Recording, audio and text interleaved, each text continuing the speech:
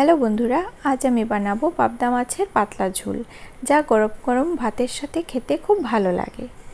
পাবদা মাছের ঝোল বানানোর জন্য আমি এখানে 15টা পাবদা মাছ নিয়েছি।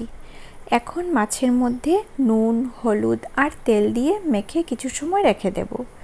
তেল দিয়ে মাখলে মাছ ফুটে কম। এখন আমি এখানে 2টো টমেটো, একটা কাঁচা লঙ্কা আর 6টা রসুন নিয়েছি। এখন মিক্সিং জারে দিয়ে এগুলার একটা পেস্ট বানাবো।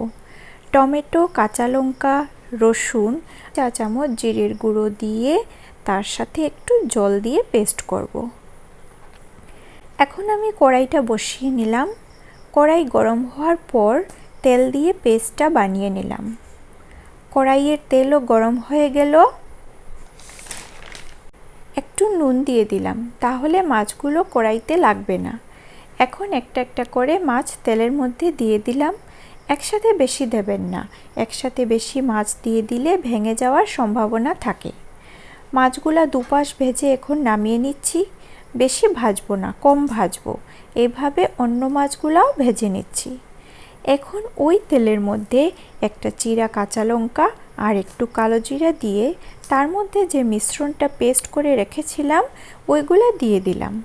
গ্যাসের ফ্লেম মিডিয়াম রেখে 10 মিনিট মশলাটা ভাজবো। যখন সুন্দর গন্ধ বেরোবে তখন তার মধ্যে 1 চা চামচ কাশ্মীরি লাল লঙ্কার গুঁড়ো আর একটু হলুদ গুঁড়ো দিয়ে আরও 5 মিনিট ভাজতে থাকবো। এখন মশলা থেকে তেল বেরিয়ে গেছে, ঝোল দিয়ে দেব। ঝোলের জন্য আমি গরম জল ব্যবহার করলাম। জল ফোটা শুরু হয়ে গেলে তার মধ্যে পরিমাণ মতো নুন দিয়ে দিলাম।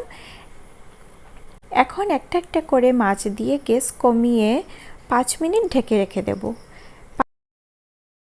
5 মিনিট হয়ে গেছে, এখন ঢাকা খুলছি। 1 চা চামচ চিনি দিয়ে দিচ্ছি, কারণ টমেটো দিয়েছি, বেশি টক হয়ে যেতে পারে। একটু চিনি দিলে মিষ্টি হবে না, কিন্তু টক ঝাল মিষ্টি খুব পরিমাণ মতো হবে। কাঁচা লঙ্কা আপনারা আরও বেশি দিতে পারেন আপনাদের চাহিদা অনুযায়ী। আর যদি চিনি স্কিপ করতে চান তাহলে টমেটো একটা দেবেন, না হলে বেশি টক হয়ে যাবে। আমার রান্নাও হয়ে গেছে, এখন আমি নামিয়ে নিচ্ছি। আজকের জন্য ভিডিওটি এখানে শেষ করছি। ভালো লাগলে লাইক, শেয়ার আর সাবস্ক্রাইব করতে ভুলবে না কিন্তু। Thank you.